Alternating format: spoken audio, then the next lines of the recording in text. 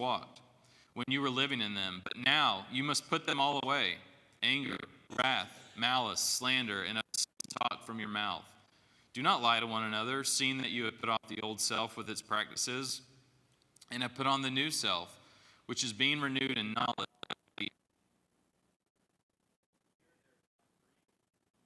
Circumcised and uncircumcised, barbarian, Scythian, free, but Christ is all and in all. All right, so let's begin here in verse 1, and I think these are some famous verses, if you will, that I think we've heard. Many of us who have been Christians or grown up in Christian households, we've heard these our whole life, but I think there's a lot here that merits our discussion. So I really want to lean into this first verse because to me, there's a lot here that's really important for us to understand, and if we grasp what he's saying here, I think some of the other things might fall into place a little bit more. But he starts off by saying, if you have been raised, then seek the things that are above, where Christ is, seated at the right hand of God. So note the position of Christ here. He's seated at the right hand of God. Now, we've seen that same language in the book of Ephesians.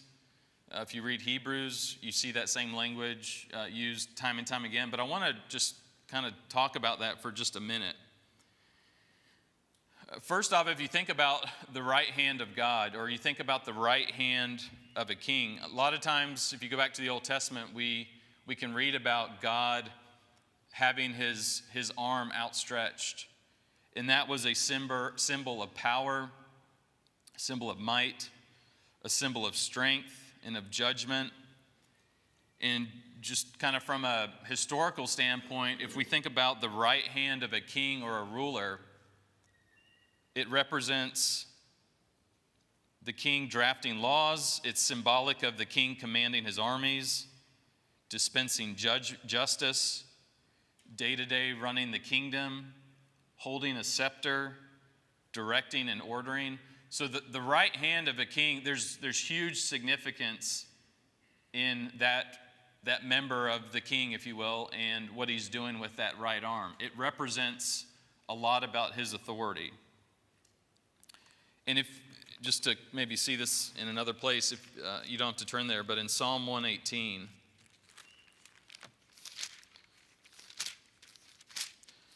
Psalm 118, verses 14 through 16, the Lord is my strength and my song. He has become my salvation. Glad songs of salvation are in the tents of the righteous. The right hand of the Lord does valiantly. The right hand of the Lord exalts. The right hand of the Lord does valiantly. And we can go to other places in the Old Testament that emphasize this idea of the right hand of the king and of the Lord and what that represents. You know, we oftentimes we talk about, you know, someone's right hand man. When we say that, what do we mean by that? We say he's his right hand man.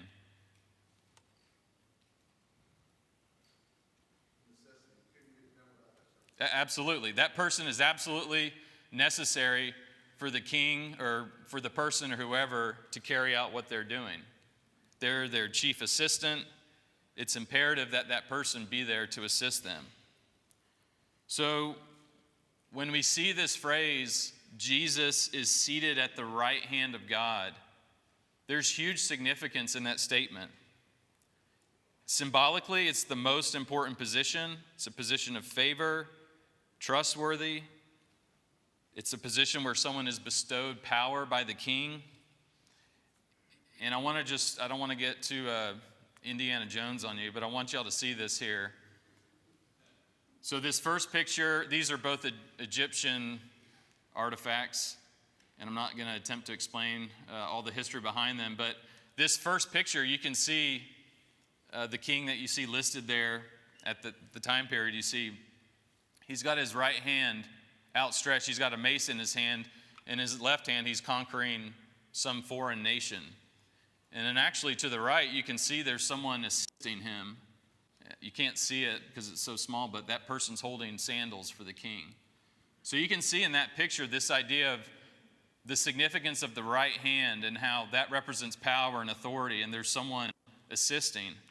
And then this one to me it makes it even more clear exactly what we're talking about here.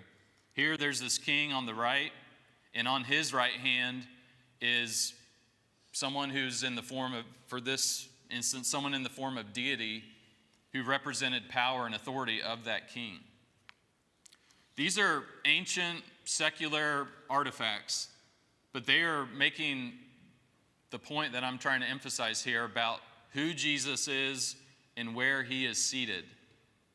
Folks, we are serving Jesus, who is seated at the right hand of God today, right now. When he died and was resurrected and ascended, he went up into heaven. Now, I don't know if he's literally sitting at the right hand of God, but at least symbolically, Jesus has all authority and all power on heaven and on earth, and he is at the right hand of God. Now, I'm really spending some time on that and emphasizing that to say, if that's where Jesus is, think about now what he's saying. If then you have been raised with Christ, seek the things that are above. So what is it that we are seeking that's above?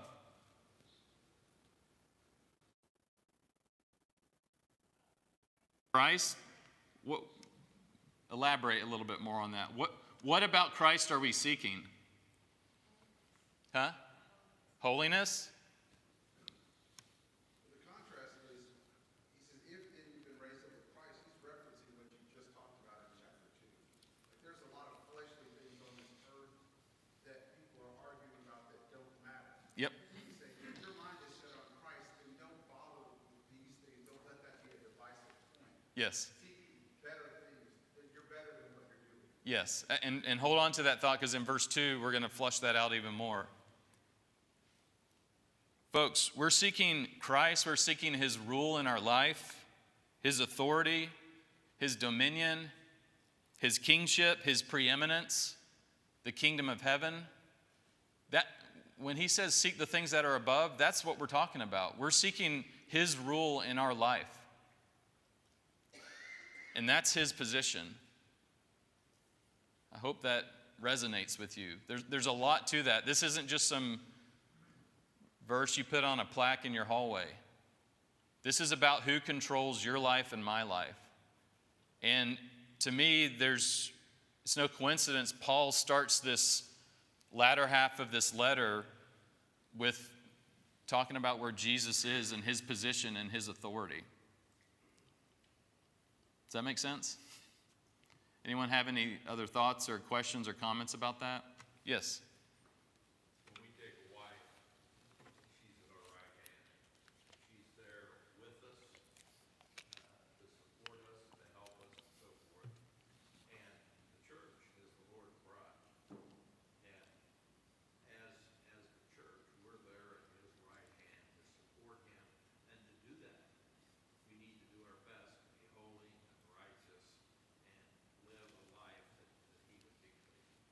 Good. So John's making some connections and parallels with our earthly relationships with husbands and wives, and then more importantly with the church in Christ. That's really good.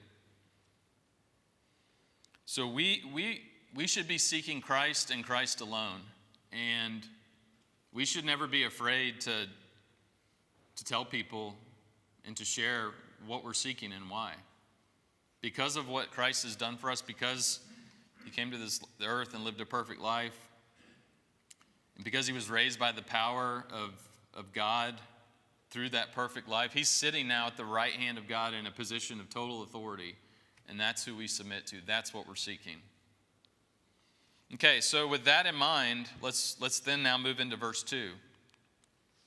So now, I think coming back to where Bobby was going is, set your mind on things that are above, not on things that are on the earth.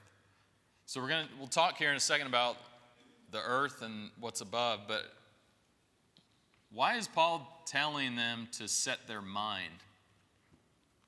Why does he start there with their mind? And I'm asking that in the context of this letter. What's been the issue? We talked about it earlier in chapter 2, but what's going on in this at this time with these Christians, and why would he say, set your mind?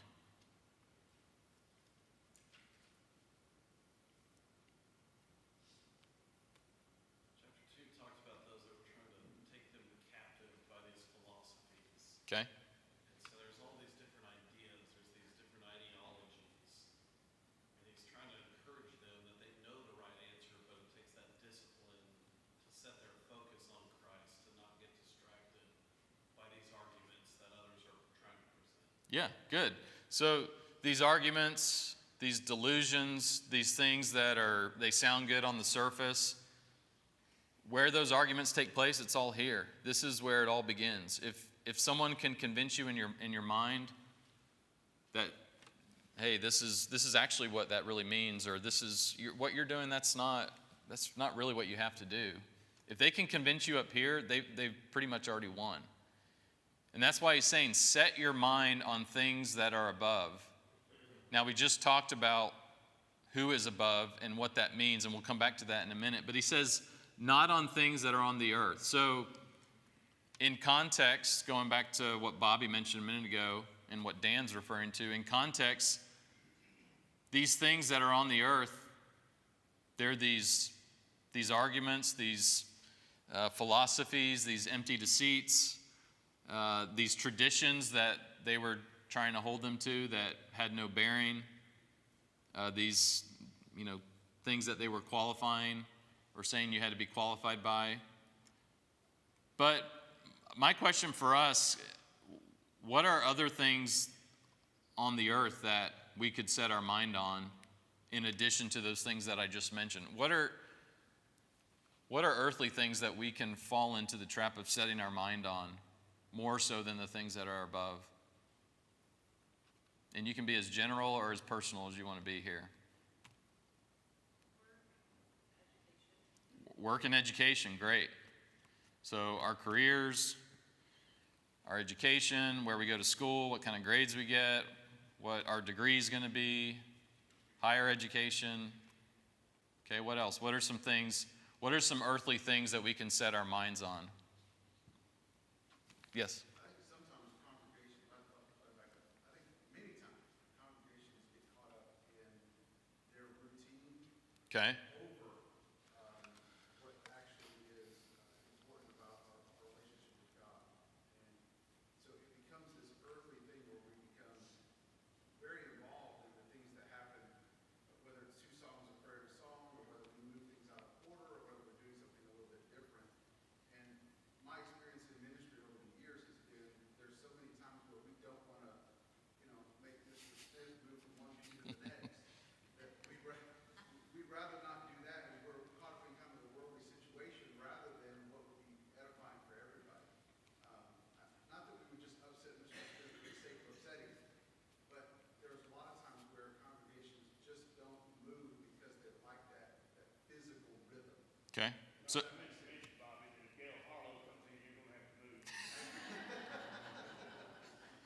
But there is a lot of that where, because we've always done it this way, Yeah. because we didn't have success with something before, because this works, we're just not ready to move to the next thing. okay. And so very often we're reactive, we're late.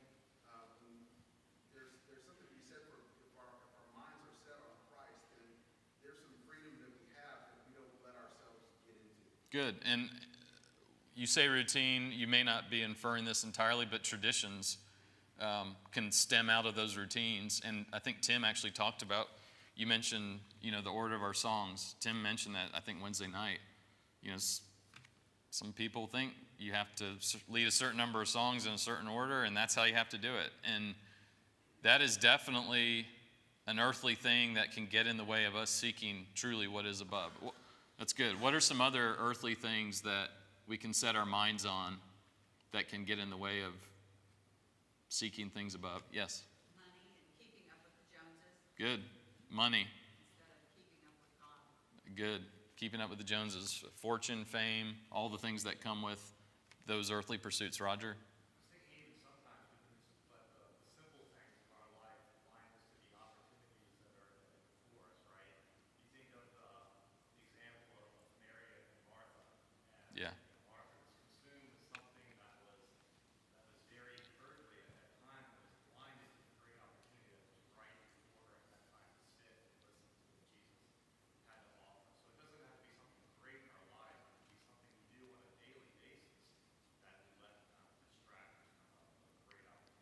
Good, good. So even the routine things in our just everyday lives outside of our worship together, even those things, yeah, they can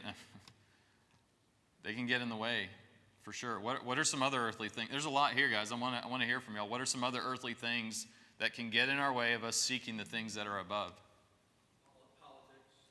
Good. A lot of Christians spend a ridiculous amount of time worrying about earthly things like politics, and that's not where God's at our focus. Good. The world has always been the world and always will be the world. Good. That's a really good one, Steve. Politics, if y'all didn't hear. And that's not on my list, but that's a really good one that it can get in the way, for sure. What else? I think schedules, we just overschedule ourselves, and getting so distracted with social media and phones and everything without realizing what's happening Good. in our lives. So Judy kind of got right to where social media and phones, I think that's probably something we should talk about more as a congregation because it has so much more influence on all of us today. It's not just the young kids. Yes, they have different challenges than us, but social media, phones, the amount of time we spend on them, entertainment, schedules, logistics, really good. What else? I think sometimes the way that may work itself out practically, this is where you're going to say so. Whether it's in, when me and my wife, as we're, having a quiet moment before we go to bed, we're winding down, rather than, watching reruns or reading our book or being on social media or whatever, trying to set that down and go, okay, let's review some things that are going on between us. Let's go through some things that are going on with our kids or church. How can we make an impact this next week and be purposeful? Okay. The phrase "set your mind on things" is be intentional. And we can talk about things that are distracting to us, but what I think he's talking about here in the context is don't be intentional about finding ways to argue about traditions and philosophies of men, but be intentional about how you can live your life before the Lord. I think that's, again, I don't want to get ahead of you, but that's the rest of the context. It's Yep. living for Christ. Yep. So find ways to be intentional, not just this is what the Bible says, but now what am I going to do based on what the Bible says? How can I be intentional this next week? And then maybe review it from time to time and go, that didn't work out. Maybe I need to do something else. But just to be intentional on what God has for us to do, not just what He has for us to think about. Good. So Bobby's, you're answering my next question, and I'm going to come right. No, you're good. This is great. You're leading me. A few other things I put, social events can get in our way, our self-image, sports, even just, I love good food, even just food and eating out and eating in general. Think how much time we consume doing that. Travel, vacation, bucket lists, popularity, the list goes on. And my point isn't that Paul's inferring all these things, but these things all fall within that realm of, they can be things on earth that get in our way of setting our mind on things that are above. So as I mentioned earlier, what it is that is above that we're setting our mind on, it's Jesus, it's God's rule, it's His dominion, it's His laws, it's His rules, His statutes. And I just want to read this for y'all. Psalm 19, we sing this. There's a song we sing that basically is pulled right from here. Think of, when I read this, think of what I'm saying in the terms of seeking the things that are above. This is Psalm 19, verse 7. The law of the Lord is perfect, reviving the soul. The testimony of the Lord is sure, making wise the simple. The precepts of the Lord are right, rejoicing the heart. The commandment of the Lord is pure, enlightening the eyes. The fear of the Lord is clean, enduring forever. The rules of the Lord are true and righteous altogether. More to be desired are they than gold, even much fine gold. Sweeter also than honey and drippings of the honeycomb. Moreover, by them is your servant warned, and keeping them there is great reward. Psalm 1, Psalm 119, there's so much there about seeking the things that are above. But to come back to what Bobby's talking about, how do you seek the things that are above in your life? and I'm asking a personal question now, not just give me a general statement. How do you seek the things that are above in your life? And I'm asking because I struggle with this, and I need your help. So please share with us, and Bobby gave a great example of self-reflection and looking ahead before going to bed. That's great. What else? What are some ways that you personally set your mind on things above? John. For as he thinketh in his heart, so is he. As we sit in our chair, I'm all the time sitting in my chair, so I use that. But as I sit in my chair, what's on my mind is actually what I am. Am I focusing on God? Am I focusing on Christ? Am I focusing on his word? Am I focusing on trying to be acceptable to him? And it's hard to do that if you've got any number of other things. The football game. It doesn't Sure. have to be things that are just socially unacceptable. Sure, and sure, so forth. yeah. But just anything that we put ahead of our service to God. And, you know, when I hope this is something that will mean something to someone. The devil's all the time trying to get you know. And we know when we take the Lord's Supper, for example, we're to have our mind focused on that and what he has done for us. And I start my prayer and my concentration on that by saying to the Lord, please keep the devil out of my mind while I'm trying to do this. Okay. And it's hard. I mean, the devil's there every day. Yeah. He's trying to get you. Yep. And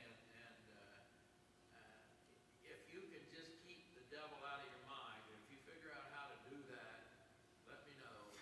Well, I'm asking y'all to tell me how to do it. But no, you're adding really good commentary to what we're talking about here. That's exactly what I want to hear. And Bobby, before I get to you, one thing John said that I do want to go back and just make clear, that list of the earthly things that we discussed, none of those things in and of themselves are necessarily wrong. Now, the things that we read in chapter 2 that these people were teaching these Christians here, those were obviously drawing them away from Christ. But there's tons of things, to John's point, there's nothing wrong inherently with them, but they can allow us to put our focus on them and not on the things that are above. Bobby. Yeah, make a note of some of the things that we talked about a little minute ago, where we talked about these are the things that could be of the earth. We talked about our relationships, we talked about social media, we talked about politics, we talked about any number of things. And just kind of hold that in your mind, because he's going to tell us that those things in and of themselves aren't bad. They're bad whenever we leave Christ out. Yes. Yep. That's really going to be the point of the transition from chapter 2 to chapter 3, is all these things will fall into the glory of God, provided that we're intentional about them.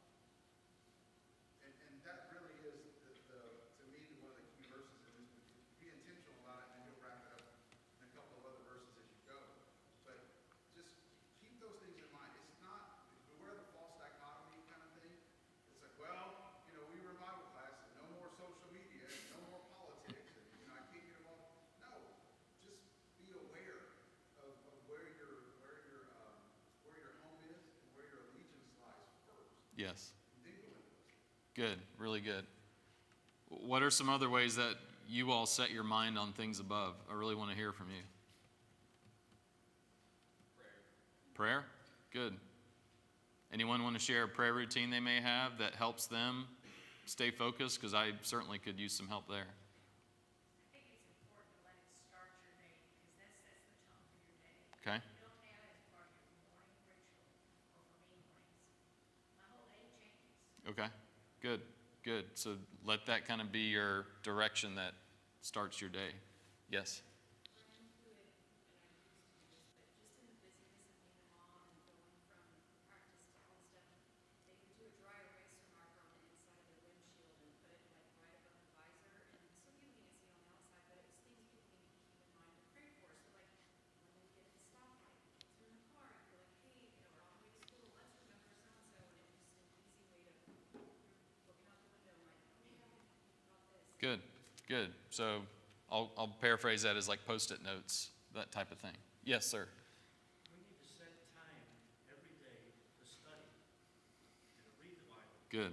Most people don't. They figure Sunday's enough and Wednesday. It's not enough. Okay, good. I struggle with that. Tim, my father-in-law, has got an alarm always going off on his phone to pray or study, or, he does that. He sets aside time. He says, on my calendar, at this time, I'm going to do that. Yes. I can't say that I'm great about doing it, but when I do it, it helps me is singing. Okay, good. Singing praise songs, and that will help bring my mind back to center. Okay, good. And whether it's in my mind or singing out loud, it is better. My wife's really good about having that on the radio versus all the other junk that's out there. So, yeah, absolutely. Singing spiritual songs. He's actually going to get into that later in chapter 3. What else? Yes, ma'am. How about praying for others? Okay, good. Praying for others. When we do that, when we focus on others and we're praying for them, we stop worrying about our situation so much, and it puts the focus on others, and it typically changes our outlook on everything, and we're more positive, we're more thinking of what we can do for others, so that's great. Yes, ma'am. To go along with that, praying for others, this may sound silly, but I know a woman that she would start like the state of Washington, if she knew somebody there, and then she would go down California and she'd sweep across and go all the way to Florida, and she prayed for people she knew. Okay. That's not silly at all. That's the exact type of thing I'm looking for, is what are some specific things we can do to keep our mind on things above? Yes, Bobby. If you feel like a real challenge for your prayer life, take out a couple pieces of paper, write down 300 things you want to ask God for. Okay. You'll get to about 70, and then you'll realize I'm asking for all the wrong things. And then you'll try to start over again, and it's tough to get to 300. But once you get there, then start keeping track of the things that you're asking for God, why you're asking for it. Watch how God comes about to those things. Okay. Now you're on track. But you have to go through a purging process. Sure. Because you're like, ooh, you feel like a kid. And those of us that are in this room, except for maybe my daughter, can remember going through catalogs when we were kids at this time. Yes. Right? And circling all, and you feel like that the first couple of times you do it, because you're like, well, I'm just, here's all the things. And then you go, wait a minute, why am I asking for this? I don't need that. I need, this thing's happening. So you kind of purify your list. Okay. You can get to about 300 things, and then just be intentional about it, and keep that on a regular rotation. It's amazing to see how those things start to come to pass. Good. Yes, John. When I pray, I like to think as much as I can about thanking God for what He's already done. Yes. You know, I ask sometimes too much, too often, instead of just praising Him Yeah. and thanking Him. Yep. But as an example, Maria hasn't been here for a while. She's been in Puerto Rico. Whenever I got the news that her sister's surgery was successful, I praise and thank God for that. And then I ask God to bless her with time with her sister and to deliver her safe back to us. And thank God for doing that. And when you look around, there's just all kinds of things that you can thank God for. And when you're talking to the Lord, it's just as easy to be praising Him and thanking Him as it is to be asking for something. Yeah. And don't get me wrong, I ask for things. No, it's a great point. Our prayer shouldn't be an ATM prayer all the time. It should be thanking and praising God. And actually, if you look at the model prayer, there's only one request in that prayer. Do me a favor, because we need to move on. If you have other things that help you set your mind on things above, do me a favor and either tell me, text me, email me, just share that with me, please, because I'd love to maybe put a list together, share it with the group, or just for me to help me set my mind on things above. But that's exactly what I wanted to hear, is some of the specific things that you all do to help with what he's talking about here. So verse 3, he says, "For you have died, and your life is hidden with Christ in God." So I think he's kind of going back to some things maybe he's already said in chapter 2. But what does he mean here when he says you have died? And he's going to come back to this in verse 5. We're obviously living and we're breathing, but what is he saying here when he says, for you have died? Died to sin. When we were buried in baptism, when we have decided to follow Jesus, we have to put to death that former life. And he's going to, I don't want to get ahead because that's exactly what he's going to go into, some of the specific things about that. But then he says, your life is hidden with Christ in God. I mean, that sounds kind of mysterious and voodoo-ish. What is he saying there? Your life is hidden with Christ in God.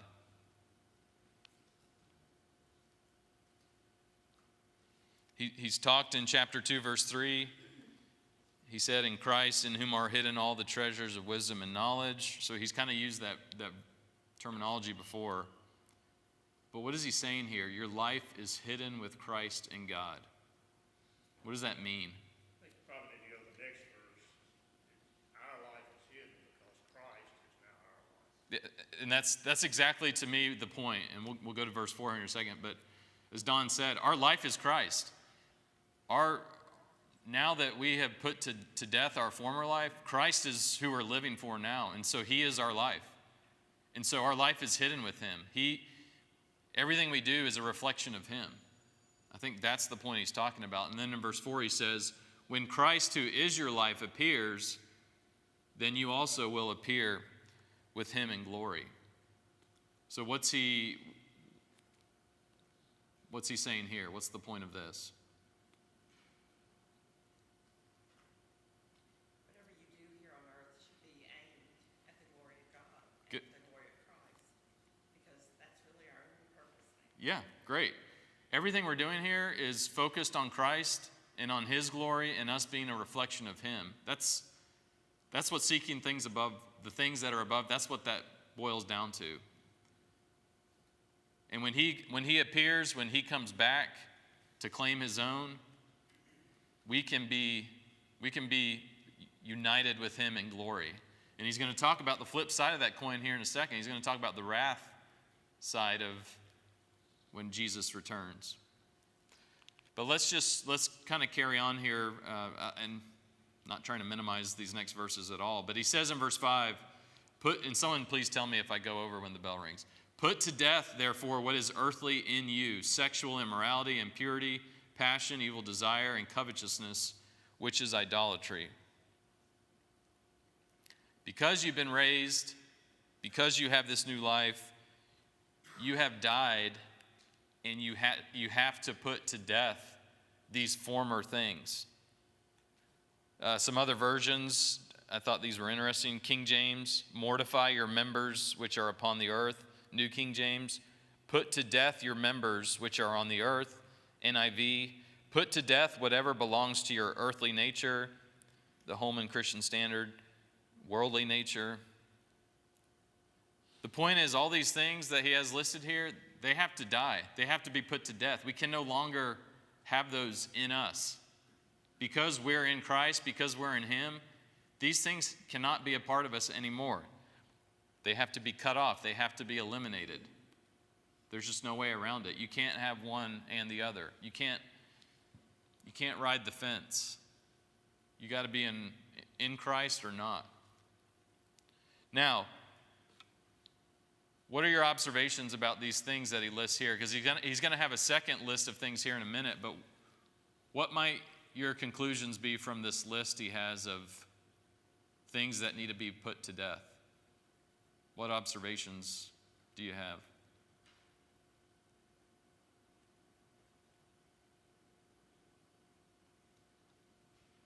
I think sometimes we are guilty of picking one or two things out of the things that we're told not to do, and those become really, really bad. Sure. And others, everybody does that. So we need to realize that anything mentioned in this list for others, they're all sin. They're all, and actually, I'm going to jump ahead to verse 8 because I think that's the exact point Paul makes. and I'll come back to 6 and 7 maybe, but he says, but now you must put them all away. And I think to me, these are the things, as Don mentioned, sometimes these aren't that big of a deal. I mean, the other ones, they're very clear and evident in someone's life, maybe, but these are maybe a little more subtle. You know, it's not a big deal if some of this is in your life, but Paul's making it very clear, but now you must put them all away. This is radical living. This is changing our life. This is being born again. This is living for Jesus. This is what he's talking about. Yes, Bobby, and then Debbie. To me, the anchor is in verse 5 when it says, which amounts to idolatry. Good. It's not Good. bad.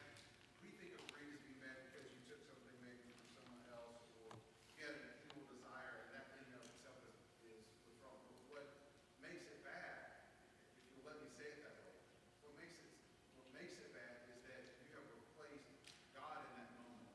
You have worshipped whatever it was that your heart was. So you push God out of the equation. And that's what I think we forget. That's what makes sins all equivocal, if that makes sense. Yep. That's why to us some things are worse than others because we don't see it that way. The reason God sees it that way is because you've chosen something else besides me. And that's what makes it heavy. To me, there's a reason the first commandment of the 10 Commandments is what you're talking about. I think you're spot on. Yes. And so this is yes and for what Bobby's saying.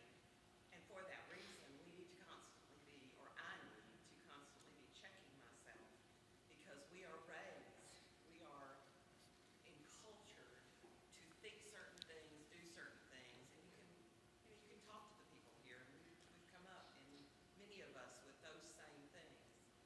And they are, as Don mentioned, sometimes they focus on one or the other of these sins. Yep.